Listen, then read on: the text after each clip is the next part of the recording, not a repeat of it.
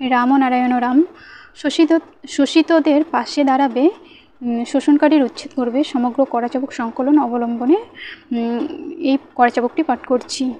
প্রশ্নকারী বলছেন, আমি আপনার অনেক মিটিংয়ে গিয়েছি, আপনার ভাষণ শুনেছি, আপনার বই ও কড়াচাবুক পড়েছি। আপনি তো চারিদিকে বেদের সাম্যবাদের কথাই প্রচার করছেন।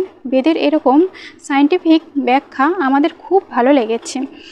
মার্ক্সবাদী কমিউনিজমের সঙ্গে এর খুব মিল আছে। আপনি কি মনে করেন?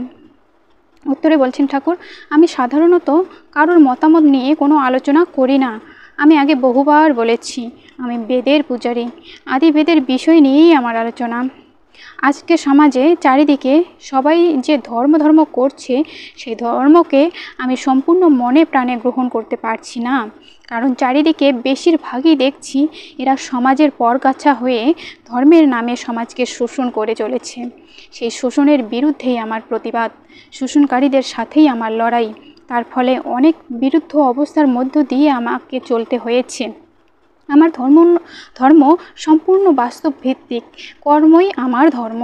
বর্তমানে ধর্ম বলে যা চলছে, এই সবের ঊর্ধ্বে আমার ধর্ম। এখন চারিদিকে ধর্মের যে ব্যাখ্যা চলছে, এই ব্যাখ্যায় সমাজ কোনো দিনও এক হতে পারবে না। সমাজ শোষিতই হবে, আর দলের পর দল সৃষ্টি হবে। আমি চাই একটাই জাতি হোক, একটাই নীতি হোক। আমার নীতি রাজনীতি নয়, আমার নীতি বেদনীতি। যদি কেউ বলে আমি রাজনীতি করছি, তবে সে ভুল করবে। বেদের নীতিতে রয়েছে সমাজকে শোষণের হাত থেকে রক্ষা করো। কিভাবে রক্ষা করা যায় তার ইঙ্গিতও বেদে আছে। বিভিন্ন মূর্তি মন্ত্রতন্ত্রগুলোই সে ইঙ্গিত বহন করে আনছে। মূর্তিদের হাতের অস্ত্র শোষণের বিরুদ্ধে অস্ত্র ধরার কথাই স্মরণ করিয়ে দেয় নাকি? এটা ঠিক। সশস্ত্র বিপ্লবের মাধ্যমে যারা অসুর দমন করে দেশকে, সমাজকে শোষণকারী হাত থেকে রক্ষা করেছিলেন, যারা দেশের জন্য আত্মোৎসর্গ করেছেন, তারাই আজ দেবতা রূপে বরেণ্য হয়েছেন। তাদের মূর্তিগুলোই আমরা দেবতা রূপে পূজা করি। সত্যি তারা দেবতা বা ভগবান কিনা তা নিয়ে আমি আলোচনা করছি না, কিন্তু তাদের এই মহাদানের জন্যই তারা দেবতা আখ্যা লাভ করেছেন। বেদ এই কথাই বলছে। এর সঙ্গে মার্ক্সবাদী কমিউনিজমের মিল আছে কি নেই, সেটা তোমরাই ভালো বুঝবে। প্রশ্নকারী বলছেন, আচ্ছা, শুনলাম আপনার বাড়িতে নাকি পুলিশ এসে সার্চ করেছে, ছেলেদের গ্রেপ্তার করে নিয়ে গেছে। ব্যাপারটি কি, একটু বলবেন? উত্তরে বলছেন ঠাকুর, সরকার মনে হয় কোনো কাজ পাচ্ছিল না। তা না হলে যে ব্যাপারে এসেছে, পরে শুনলাম আমাকে ডেকে জিজ্ঞাসা করলেই হতো। হঠাৎ একদিন রাত্রে, কথা নেই বার্তা নেই, প্রায় 100-3 আর্মড পুলিশ, উপরের সব বড় বড় পুলিশ অফিসার বাড়িতে এসে হাজির। আমি তখন বাড়িতে ছিলাম না। মিনিট 15 আগে এক মরণাপন্ন রোগী দেখতে বেরিয়ে গেছি। এখান থেকে ফোন করে আমাকে ঘটনা জানানো হলো। আমি ফোনেই জানালাম, অতিথিদের যথাযোগ্য মর্যাদা দেবে, তাদের কোনো কাজে বাধা দিও না, তাদের কাজে সাহায্য করো। শুনলাম তারা সমস্ত বাড়ি তন্ন করে খুঁজেছে, বাক্স, আলমারি সমস্ত দেখেছে, কাগজপত্র তছনছ করেছে। কেন যে তারা এসেছিল, কি যে তারা চাইছিল, এখনও সঠিক জানি না। তবে তাদেরই কারুর মুখ দিয়ে বেরিয়ে গেছে আমাদের সঙ্গে সিআইএ এর কোনো যোগাযোগ আছে কি না, তার কোনো ডকুমেন্ট পাওয়া যায় কি না, বা নেতাজি সম্পর্কে কোনো কাগজপত্র আছে কি না, এই সবই খুঁজতে এসেছিল। আমরা কোনো সিআইএ এর এজেন্টও নই, আমরা রাজনীতিও করি না। ক্ষমতার এরকম অপব্যবহার দেখে আমি আশ্চর্য হয়ে গেছি। বাড়ির সব ছেলেদের অ্যারেস্ট করে নিয়ে গেল। আমি আর সে রাত্রে ফিরিনি। 2-3 দিন পরে তাদের বেল দিল। আমি নিজে ব্যারাকপুর কোর্টে গিয়ে পার্সোনাল বেল নিয়ে এসেছি। আমি সেখানে গেছি শুনে কোর্টে তখন হাজার লোক জমে গেছে। আমি সবার সামনে বলেছি, এভাবে দিন যাবে না। আমার 5 কোটি সন্তান অন্যায়ের বিরুদ্ধে, অবিচারের বিরুদ্ধে ঝাঁপিয়ে পড়বে। আমরা দুর্বল নই। অন্যায়ের বিরুদ্ধে প্রতিবাদ করতে আমরা জানি। একটা কেস খাড়া করে ঝুলিয়ে দেওয়া হলো। তারিখের পর তারিখ পড়ল। 8-9 মাস ঝুলিয়ে রাখা হলো। তারপর এদের বিরুদ্ধে কোনো অভিযোগ নেই বলে কেস খারিজ করে দেওয়া হলো। কী ব্যাপার, কি বৃত্তান্ত কিছুই বুঝলাম না। মনে হয় সুপ্ত আক্রোশ যেন মেটালো। এইভাবে একটার পর একটা নির্যাতন আমার উপর চালিয়েছে। একটা ইস্যু দাঁড় করায় আর তাই নিয়ে হামলা চালায়। আমিও বলেছি এর একটা সুরাহা করবই, মরবো তো ঠিকই, এইভাবে অযথা মার খেয়ে মরবো না। তবে ব্যক্তিগত আক্রোশ মেটানোর বুদ্ধি আমার নেই। সাধারণভাবে অবিচারের, অনাচারের, অত্যাচারের হিল্লে হোক, এটাই আমি চাই। আমার সন্তানরাও প্রস্তুত হয়ে আছে, যে কোনো মুহূর্তে তারা কাজে নেমে যেতে পারে। প্রশ্নকারী বলছেন, আমাদের উপরও তো কম অত্যাচার হয়নি। মাঝখানে আমরা তো একেবারে মাথাই তুলতে পারিনি। শুনেছি সিপিএম এর উপর যখন চরম অত্যাচার চলেছিল তখন আপনি আমাদের অনেক ক্যাডারদের রক্ষা করেছেন, আশ্রয় দিয়েছেন। তার জন্য আমরা খুবই উপকৃত ও কৃতজ্ঞ। উত্তরে ঠাকুর বলছেন, তুমি তো একজন সিপিএম এর কর্মী। শোনো, তোমায় বলি, এখানে উপকার স্বীকার বা কৃতজ্ঞতা জানানোর কোনো প্রশ্নই ওঠে না। ক্ষুধার্তকে খাদ্য দেওয়া, আশ্রিতকে আশ্রয় দেওয়া, তৃষ্ণার্তকে জল দেওয়া জীবের ধর্ম। অত্যাচারিতকে, নির্যাতিতকে রক্ষা করা, অন্যায় অবিচারের প্রতিবাদ ও প্রতিকার করাই প্রকৃত ধর্ম। আমি সেটাই করেছি। একসময় লক্ষ্য করেছি সিপিএম ও নকশাল বলে তোমাদের বয়সী সব ছেলেদের নিশ্চিহ্ন করে দেওয়ার জন্য এক শ্রেণী উঠে পড়ে লেগেছিল। তারা কে বা কারা, কেনই বা তারা এইসব ছেলেদের, বিশেষ করে তোমাদের পিছনে লেগেছিল তা নিয়ে কিছু বলতে চাই না। তবে এটা প্রত্যক্ষভাবে অনুভব করেছি এবং কখনো কখনো নিজের চোখে দেখেছি কিভাবে দিনের পর দিন ছেলেরা পুলিশের ভয়ে, মিশার ভয়ে, অন্য দলের ভয়ে ছুটাছুটি করছে। এরা তো ঘরে থাকতে পারেনি। এদের মা বাবা, আত্মীয় স্বজন, বন্ধু বান্ধব পর্যন্ত নিগৃহীত হয়েছে। ঘর ছেড়ে অন্যত্র চলে যেতে বাধ্য হয়েছে। কত মা বাবা এসে আমার কাছে দিনের পর দিন কান্নাকাটি করেছে। তাদের ছেলেরা ঘরে আসতে পারে না। তারা যেখানে গেছে সেখান থেকেই বিতাড়িত হয়েছে। এক রাত্রি, এমন কি কয়েক ঘন্টার জন্য তাদের আশ্রয় দিতে অন্যরা ভীত হয়েছে। সেই সময় সত্যি তাদের পাশে দাঁড়ানোর মতো কোনো বন্ধু ছিল না। আমাদের বহু ক্যাডার আমার কাছে আসে। তাদের মুখেই শুনেছি বহু ছেলেকে ঘর থেকে নিয়ে গিয়ে নিষ্ঠুরভাবে গুলি করে মারা হয়েছে। আমার দুই ভাইপো, একজন সিপিএমের সমর্থক, একজন নকশালের, তাদেরই তো একসঙ্গে গুলি করে মেরে ফেললো। এই গঙ্গাতেই আমি কত ডেড বডি ভেসে যেতে দেখেছি। একদিন আমি এই চাতালে দাঁড়িয়ে আছি, একটা ছেলেকে মাঝ গঙ্গা দিয়ে সাঁতরে যেতে দেখলাম। আমার কাছে যারা ছিল তাদের জিজ্ঞাসা করলাম, নদীর মাঝখান দিয়ে সাঁতরে যাচ্ছে কেন রে? খোঁজ নিয়ে জানলাম সিপিএম এর একটি ছেলেকে তাড়া করেছে। নিরুপায় হয়ে ও জলে ঝাঁপ দিয়েছে। তখন নিচে আমাদের ছেলেদের বললাম, ওকে বাঁচানোর চেষ্টা করো।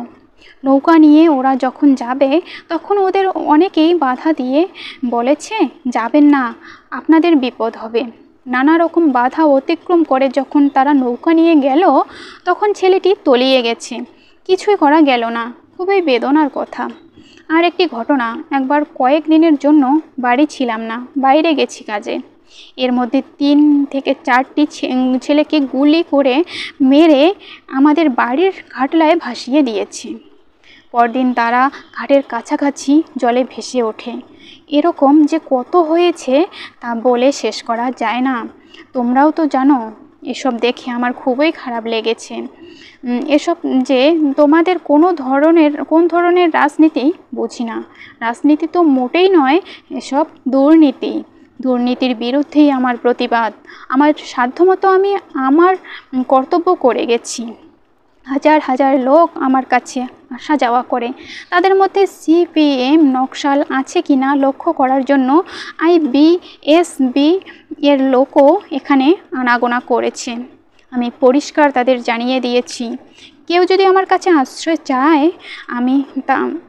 আমি যদি সুবিধা করে উঠতে পারি তবে আশ্রয় আমি দেবই, সে যেই হোক। নিরাশ্রয়কে আশ্রয় দেওয়াই বেদের ধর্ম। সেখানে আমি পার্টি দেখব না, লাঞ্ছিত নির্যাতিত অসহায় মানুষকেই দেখব। আমার সন্তান দলের প্রতি সাধারণভাবে নির্দেশ দেওয়া আছে, তোমরা শোষিতদের পাশে দাঁড়াবে, শোষণকারীর উচ্ছেদ করবে। সমস্ত পশ্চিমবঙ্গে এবং বাইরেও বর্তমানে সন্তান দলের প্রায় সহস্রাধিক শাখায় জানিয়ে দিয়েছি, গৃহহারা অসহায় উৎপীড়িতদের তোমরা সাহায্য করবে, এটা তোমাদের কর্তব্য। তারাও সেইভাবে কাজ করেছে। প্রশ্নকারী বলছেন, আপনার সন্তান দল এতদিন কী পদ্ধতিতে কাজ করেছে সে সম্বন্ধে কিছু বলবেন? উত্তরে ঠাকুর বলছেন, এসব বলতে গেলে অনেক কিছু বলতে হয়, অনেক সময় লাগবে।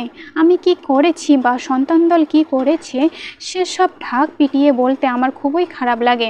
আর এতদিন যখন বলিনি তখন ঠিক এখন এই পরিস্থিতিতে তা আমি বলতে চাই না। তুমি জিজ্ঞাসা করলে কথায় কথায় কিছু বললাম। প্রশ্নকারী বলছেন, সিপিএমরা তো আবার শাসনে এলো, এতে আপনি নিশ্চয়ই খুশি হয়েছেন? উত্তরে ঠাকুর বলছেন, তারা শাসনে এসে দেশকে যদি শোষণ থেকে মুক্ত করতে পারে, সমাজকে যদি শোষকের হাত থেকে রক্ষা করতে পারে, যদি তারা শোষণকারীর বিনাশ করতে পারে, শোষিতদের পাশে এসে দাঁড়ায়, তবে খুশি হব বই কি। 30 বছর ধরে শাসনের নামে যে শোষণ চলছে, এবার যদি তার অবসান হয়, দেশের মানুষ যদি নিশ্চিন্তে দুটো খেয়ে পড়ে বাঁচতে পারে, তবে নিশ্চয়ই খুশি হব। প্রশ্নকারী বলছেন, যদি বলছেন কেন, আপনার কি এতে সন্দেহ হয়? উত্তর ঠাকুর বলছেন, হাডুডু খেলা চলছে তো, একজন মরে আর একজন বাঁচে, কেঞ্চি মারার জন্য সব প্রস্তুত হয়ে আছে। খেলা খেলতে সাবধান, একটু এদিক ওদিক হলেই কেঞ্চি, তখন মরা মানুষ বেঁচে উঠবে, শুরু হবে ভূতের নৃত্য। প্রশ্নকারী বলছেন, সিপিএমরা যেভাবে সংখ্যাগরিষ্ঠতা লাভ করেছে তাতে আর কেঞ্চি মেরে সুবিধা করতে পারবে না। উত্তরে ঠাকুর বলছেন, বলা যায় না, কিছু করো না, তোমাদের সব ভালো, কিন্তু একটু গোঁড়ামি আছে, যার জন্য তোমাদের সামর্থ্য থাকা সত্ত্বেও ক্ষেত্র নষ্ট হয়ে যাচ্ছে। জনগণের নাড়ের গতি বুঝে তোমরা সব সময় চলতে চাও না। প্রশ্নকারী বলছেন, নাড়ের গতি বুঝে চলা বলতে আপনি কি বোঝাতে চাইছেন? একটু বিস্তৃতভাবে বলুন।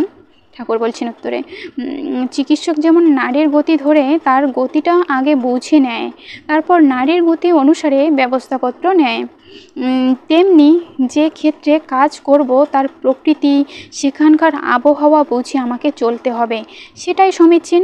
তোমরা সেদিকে মনোযোগ দিচ্ছ না, আগে বাংলা তথা ভারতের প্রকৃতিটা বুঝতে চেষ্টা করো।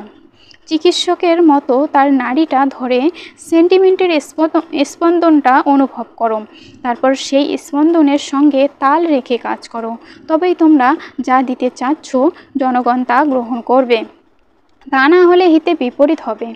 রাশিয়াতে কিংবা চায়নাতে চৈত্র বৈশাখ মাসে দুটো কম্বল গায়ে দেয়, তাই বলে আমাদের দেশে যদি চৈত্র বৈশাখ মাসে কম্বল চাপিয়ে দেওয়া হয় তবে আরামের বদলে ব্যারামই হবে।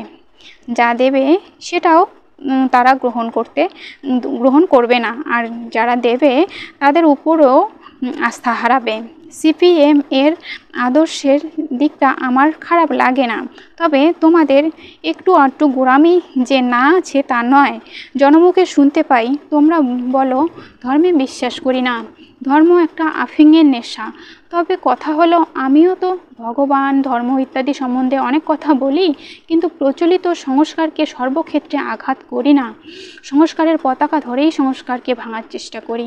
তোমরা বৃহৎ কাজে নেমেছ, বৃহৎ কাজে গতির সাথে গতি না মিলিয়ে চললে তো হোঁচট খেতে হবে।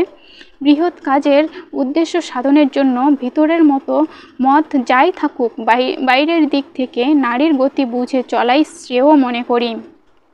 এইভাবে চললে সব দেশে তোমাদের মত প্রতিষ্ঠা করতে অসুবিধা হবে না।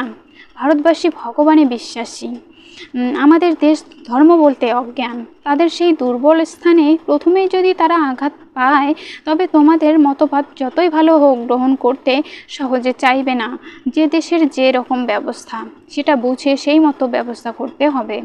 যস্মিন দেশে যদাচার, এই নীতি মেনে কাজে নামতে হবে।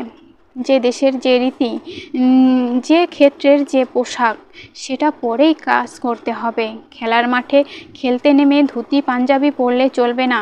আবার মাটিতে পাতা পেতে আসন পিঁড়ি হয়ে বসে নেমন্তন্ন খেতে গেছো, সেখানে স্যুট প্যান্ট পরলে চলবে না। যদি তা করো তবে নিজেরই কাজের অসুবিধা হবে। মনে রাখবে, স্পোর্টস গেম এ নামতে গেলে সেখানকার রাজনীতি জানতে হবে। আগেই যদি বলো ভগবান নেই, ধর্মে বিশ্বাস করি না, তবে ধর্মভীরু ভারতবাসী তোমাদের গ্রহণ করবে না। আর যারা ফোঁটা তিলক পরে বসে আছে তারা তো কাছেই ঘেঁষতে দেবে না। এদিকটা চিন্তা করে তোমাদের নীতির এই গোঁড়ামির সুরটা পাল্টানো উচিত নয় কি? পোশাকে কি আর নীতিভ্রষ্ট হয়, নীতি নষ্ট হয়? তোমরা যদি যেখানে যেমন সেখানে তেমন এই নীতিতে সবার ভিতর ঢুকে যাও, যেখানে টুপি পরার সেখানে টুপি পরলে, যেখানে পাগড়ি বাঁধার সেখানে পাগড়ি বাঁধলে, যেখানে কীর্তন গাওয়ার সেখানে কীর্তন গাইলে, যেখানে আজান দেওয়ার সেখানে আজান দিলে, তাতে তোমাদের নীতি নষ্ট হবে কেন? নীতি কি এতই ঠুনকো যে রীতি পাল্টালেই নীতি পাল্টে যাবে? জনসাধারণের সমর্থন ও সহযোগিতা পেতে হলে তাদের মনের দিকে তাকিয়ে তাদের মতের সাথে আগে হাত মেলাও। তারপর তোমার নীতি, তোমার মত তাদের ভিতর ধীরে ধীরে ইনজেকশন করো। তাদের কথা না শুনলে তোমার কথাই বা তারা শুনবে কেন? তাই আগে আত্মীয়তা স্থাপন করো, তাদের কথা তুমি শোনো। তখন তারা নিজে থেকে তোমাদের কথা শুনবে, তোমাদের প্রতি আস্থা আসবে, তোমাদের সঙ্গে হাত মেলাবে। তোমাদের কাছে মার্ক্সবাদ সম্বন্ধে এবং এদের কার্যপদ্ধতি সম্বন্ধে যতটুকু শুনেছি তাতে এটুকু বুঝেছি, তোমাদের মতো দেশজোড়া হওয়া উচিত ছিল। কিন্তু এই গোঁড়ামির দোষে দেশবাসী তাকে মাথায় তুলে নিলেও সবাই হৃদয়ে স্থান দিতে পারছে না। পশ্চিমবঙ্গ সিপিএম এর বাম তথা বামফ্রন্ট নিরঙ্কুশ সংখ্যা গরিষ্ঠতা লাভ করে সরকার গঠন করতে চলেছে। দীর্ঘদিনের নির্যাতনের শয্যা থেকে তারা উঠে এসেছে। এবার তাদের এক কঠিন পরীক্ষায় অবতীর্ণ হতে হবে। আজকের এই পরীক্ষায় যদি তারা উত্তীর্ণ হতে পারে তবে শুধু পশ্চিমবঙ্গে কেন, ভারতের সব রাজ্যে তাদের ঝান্ডা উড়বে। নিজেদের একটুখানি ভুলের জন্য তারা এতদিন সব খোয়াতে বসেছিল। এক ফোঁটা চোনা সমস্ত দুধটাকে নষ্ট করে দেয়। যেটা জনগণ অমৃতের মতো পান করতে পারত, এক ফোঁটা চোনাতেই ভারতের জনগণ তাকে মুখের কাছে এনেও পান করতে পারছে না। তোমাদের মধ্যে অনেক সেন্সার ওয়ার্কার আছে, সেই সঙ্গে একটু উদারতা, একটু নমনীয়তা থাকলে তোমরা সকল ক্ষেত্রে সফল হতে পারতে। তাই বলছিলাম, দেশ জুড়ে ঝান্ডা তুলতে হলে দেশের নারীর গতি বুঝে চলাই ভালো। গল্পে আছে রামভক্ত হনুমান কার্য উদ্ধারের জন্য রাবণের জয় হোক বলে ঢুকে রামের কাজই করে এলো। এমনই সে রাবণের হিতাকাঙ্ক্ষী হয়ে উঠল যে মন্দাদরীর চেয়েও রাবণের জন্য তার বেশি দুশ্চিন্তা। রাবণের নাম করতে করতেই সে রাবণের মৃত্যুবাণটি হরণ করে নিয়ে এলো। রাবণের জয়ধ্বনি দিয়েছিল বলে কি রামচন্দ্রের প্রতি তার ভক্তি কমে গিয়েছিল, নাকি সে তার নীতিভ্রষ্ট হয়েছিল, না কার্যে অসফল হয়েছিল? গল্পের সত্য মিথ্যা সম্বন্ধে বলছি না, একটা দৃষ্টান্ত দিলাম মাত্র। উদ্দেশ্য যদি মহৎ থাকে তবে উপায় যাই হোক না কেন সেটা দর্শনীয় নয়। বেদে আছে শত্রু, দেশদ্রোহী, দানব, শোষক বিনাশের জন্য কৌশল অবলম্বনে কোনো দোষ হয় না। হনুমান সেটাই করেছিল। বৃহৎ কাজে, বৃহৎ স্বার্থে অনেক দূর পর্যন্ত নেমেই সে কাজ উদ্ধার করতে হয়। জনগণের একটা বৃহৎ অংশ নিয়ে আমি প্রতিদিন নাড়াচাড়া করি। আমি জানি সব দলের উপরেই জনগণের কিছু না কিছু রাগ বিদ্বেষ আছে, তবে তোমাদের কর্মীদের উপর তাদের যতটা আস্থা এমন কিন্তু আর কারোর উপর নেই। একটু যদি সমঝে চলো তবেই সব দিক বজায় থাকবে। যে গুরুদায়িত্ব আজ জনগণ সিপিএম এর উপর দিয়েছে, জনগণের সুর বুঝে চললেই সে দায়িত্ব পালন করতে তারা সক্ষম হবে। প্রশ্নকারী বলছেন, সিপিএমকে যে জনগণ এত ভোট দিল, এটা আমাদের কাছে আশাতীত। হঠাৎ জনগণের মনের এই পরিবর্তনের কারণ কি? উত্তরে ঠাকুর বলছেন, শীতের হাওয়ায় গাছের সব পাতা ঝরে যায়, বসন্তের হাওয়া লেগে শুকনো গাছে নতুন পাতা গজায়, চারিদিকে ফুল ফুটতে থাকে। আজ তোমাদের তাই হয়েছে। এতদিন যে গাছকে সবাই ভেবেছে মরে গেছে, তাতে একটি ছোট্ট ফুল দেখেই তার উপর জনগণের আস্থা ফিরে এসেছে। এই যে একটি মাত্র উদারতার কথা, আমরা একা মন্ত্রিত্ব চাই না, কোয়ালিশন চাই, তাতেই জনগণ ঝাঁপিয়ে পড়েছে। সিপিএম সবার সাথে একত্রে কাজ করতে চায়, জনতার সাথে কোয়ালিশন চায়, দেশের সত্যিকারের মঙ্গল চায়। তাদের এইটুকু উদারতার কথা শুনেই জনগণ আবার ঝাঁপিয়ে পড়ল সিপিএমের দিকে। সিপিএম ও জনতার বাকবিতণ্ডা দেখেই এবার তারা বুঝে নিয়েছে সিপিএম সত্যিকারের জনকল্যাণে এগিয়ে আসছে। প্রকৃতই তারা জনগণের স্বার্থে জনগণের হয়ে কাজ করতে চাইছে। এই চিন্তাতেই, এই বুঝেই জনগণ সিপিএমকে তুলে ধরার জন্য এগিয়ে এলো। জনগণ যে তাদের কিভাবে চাইছে সেটা তো বোঝাই গেল ব্যালট বাক্সের বিচারে। প্রশ্নকারী বলছেন, জনতা পার্টিও তো অনেক ভালো ভালো কথা জনগণকে শুনিয়েছে, তবে বিধানসভার নির্বাচনে তাদের এই বিপর্যয়ের কারণ কি? উত্তরে বলছেন ঠাকুর, ভালো ভালো কথা শুনিয়েছে বলেই তো জনগণ প্রথমে সেদিকে ঝুঁকে পড়েছিল। 30 বছর ধরে নির্যাতিত হতে হতে জনগণ এতদিন দিশেহারা হয়ে পড়েছিল, বিভ্রান্ত হয়ে পড়ছিল। হাতের কাছে তারা যা পাচ্ছে তাকেই আঁকড়ে ধরতে চাইছে। সেই যুক্তফ্রন্ট আমল থেকেই অবলম্বন স্বরূপ আঁকড়ে ধরার চেষ্টা জনগণের মধ্যে চলছে। স্বাধীনতার পর থেকে শুধু নির্যাতন, অভাব, দুর্মূল্য এই চলেছে। 15ই আগস্টে পতাকা উত্তোলন ছাড়া বছরে আর একটি দিনও কেউ স্বাধীনতা কি বস্তু উপলব্ধি করতে পারল না। সবটাই যখন এক চরম অবস্থায় গিয়ে দাঁড়িয়েছে, তখন জনগণ যুক্তফ্রন্ট সরকারকে পেয়ে যেন অকুলে প্রাণ পেল। ভাবলো তাদের দুঃখ দুর্দশার সুরাহা এবার হয়তো হবে। চালের দর চরম পর্যায়ে উঠলেও তারা ধৈর্য ধরে যুক্তফ্রন্টকে আঁকড়েই বসে রইল। 20 বছরের বিষ তো আর 20 দিনে যাবে না, তাকে নির্বিষ করতে একটু সময় লাগবে। এই চিন্তাতেই তারা না খেয়ে অবলম্বনকে আঁকড়ে রইল।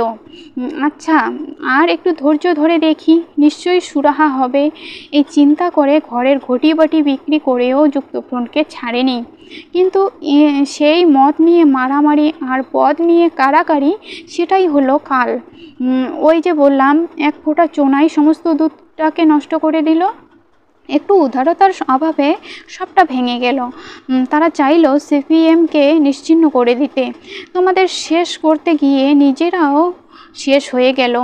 এ যেন ঠিক নিজের নাক কেটে পরের যাত্রা ভঙ্গ করা। এই সুযোগে কংগ্রেস আবার উঠে এলো কবর থেকে। আগেই বলেছি, রাজনীতির ক্ষেত্রে হাডুডু খেলা চলেছে। এক পক্ষ মরল তো আর এক পক্ষ বাঁচল। কথায় আছে, দুদিনের যোগী ভাতেরে কয় অন্ন। ক্ষমতায় এসেই শুরু হলো ক্ষমতার অপব্যবহার। এদের অনেকেরই এক জামা কাপড় ছাড়া দ্বিতীয় জামা কাপড় ছিল কিনা সন্দেহ। কিন্তু আজ খোঁজ করলে দেখা যাবে লক্ষ লক্ষ টাকা বাড়ি গাড়ির মালিক হয়ে তারা এমন বহাল তবিয়েতে আছে, একটি সামান্য উৎসবে তারা লক্ষ লক্ষ টাকা খরচ করছে।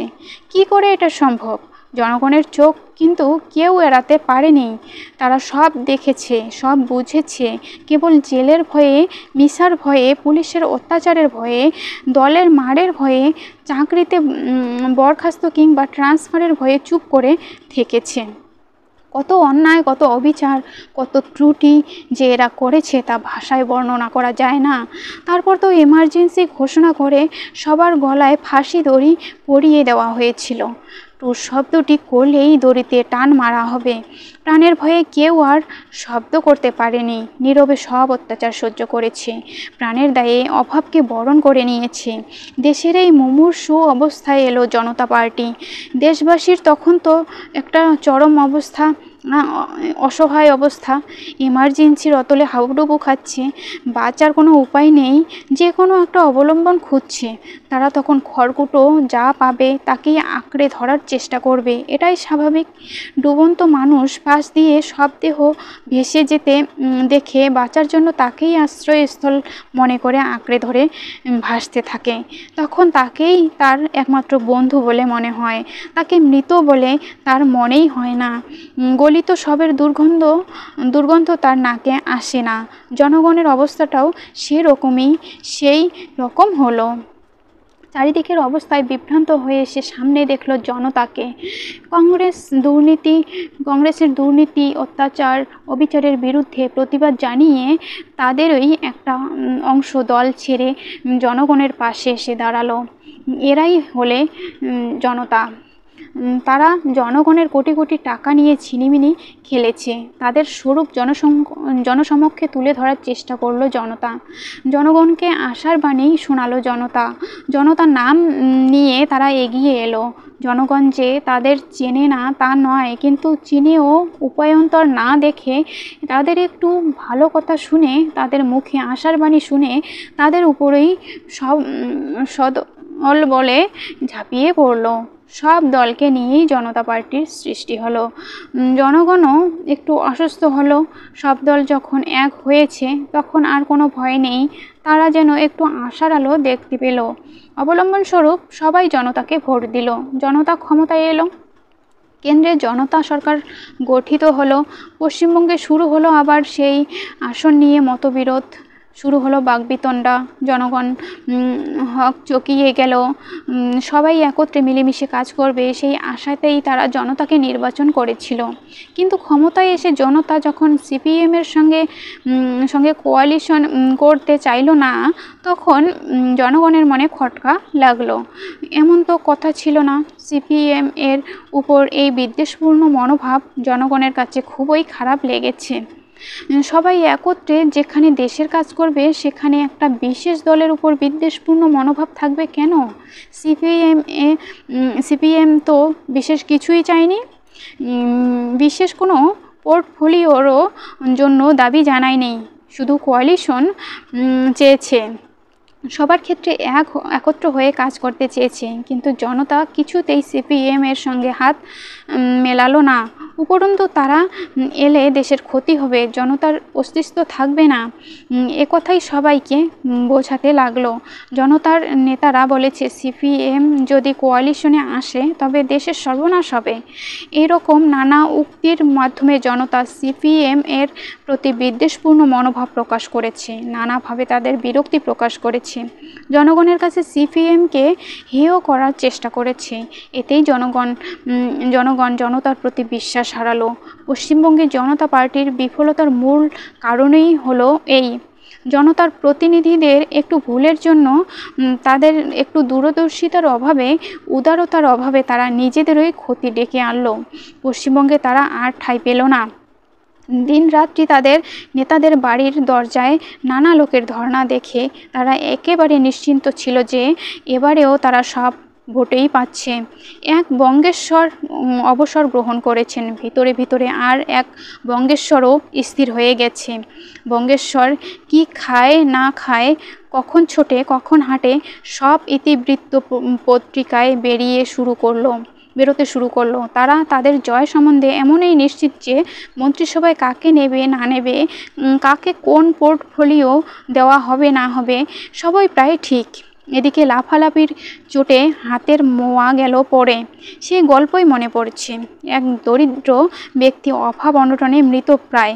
নারায়ণের তাকে দেখে খুব দুঃখ হলো। ভাবলেন লক্ষ্মী তো ধন সম্পত্তির বিভাগ দেখেন, সে তো ওর দিকে একটু দৃষ্টি করতে পারে। নারায়ণ লক্ষ্মীকে অনুরোধ করলেন, একে তুমি একটু সাহায্য করো। লক্ষ্মী বলল, আমি একে সাহায্য করলেই সে গ্রহণ করতে পারবে না। নারায়ণ তবু অনুরোধ করেন, দিয়েই দেখো না। লক্ষ্মী তখন সেই ব্যক্তিটির প্রতিদিনের যাতায়াতের পথের সামনে এক ঝুড়ি মোহর রেখে দিল। লোকটি রাস্তা দিয়ে হাঁটছে, জায়গা মতো এসে তার এমনই কান চুলকানি শুরু হলো যে সে চোখ বুজে কান চুলকাতে চুলকাতে মোহরের ঝুড়ি পার হয়ে চলে গেল। ভোগে আর এলো না। এখনকার জনতার নেতারাও ঠিক সেই রকম, মোয়া হাতে পেয়েও ভোগ করতে পারল না। মনে হয় তারা ভেবেছিল আমাদের হাতেই যখন সব, তখন মোয়াটা আর ভাগাভাগি করি কেন, আমাদের একার হাতেই রাখি। ওরা দুশ্মন, তাদের হাতে কিছুতেই ছাড়া চলবে না। তারা সিপিএমের কোনো কথাই শুনতে চাইল না। কোঅপারেশন, কোয়ালিশন কোনো কিছুতেই তারা কান দিল না। জনতার দুর্ভাবনা, তারা কোয়ালিশনে এলেই প্রতি কাজে ঘচঘট বাঁধাবে। জনতার দুয়ার থেকে প্রত্যাখ্যান হয়ে তখন তারা এককভাবেই আবার নির্বাচন চাইল। জনতা তো খুশিতেই আছে, তখন না নির্বাচন, খুশিতেই আছে, হোক না নির্বাচন। হাতের মোয়া অত সহজে হাতছাড়া হচ্ছে না, জয় তাদের নিশ্চিত। জনগণ কিন্তু তাদের ব্যবহারে ক্ষিপ্ত। অন্যান্য রাজ্য থেকে পশ্চিমবঙ্গের জনগণ অনেক বেশি সচেতন। মার খেতে খেতে তারা সজাগ হয়েছে, তাদের চৈতন্য ফিরে এসেছে। জনগণ দেখল সেই তো আবার আসন নিয়ে মারামারি দলাদলি শুরু হয়েছে, এরপর হয়তো আবার পদ নিয়ে লাগবে। জনতাকে আবার আর বিশ্বাস করতে পারল না। যে মোয়া তারা জনতার হাতে তুলে দিয়েছিল, সেই মোয়া আবার তারা কেড়ে নিল। সিপিএম এর এতদিন কচুরিপানার মতো অবহেলিত হয়ে নদীর পাড়ে শুকিয়ে পড়েছিল, জোয়ারের জল পেয়ে আবার জেগে উঠল। শুকনো গাছে প্রাণের জোয়ার বইল, মরা গাছে ফুল ফুটল। এখন সে যদি ঠিকমতো সব দিক চিন্তা করে জনগণের সঙ্গে মিশে কাজ করতে পারে, তবেই শুভ।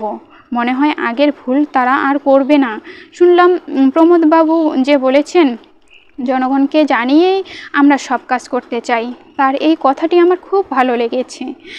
এইভাবে তারা যদি সবার সঙ্গে মিলেমিশে একতার দিকটা, সমতার দিকটা, উদারতার দিকটা বজায় রেখে কাজে নামে এবং ত্যাগের মনোবৃত্তিটা বজায় রেখে কাজ করে যায়, তবে শুধু পশ্চিমবঙ্গে কেন, সমস্ত ভারত জুড়ে তাদের ধবজা উঠবে, এটাই আমার বিশ্বাস। প্রথম পর্ব এই পর্যন্তই। রাম নারায়ণ রাম।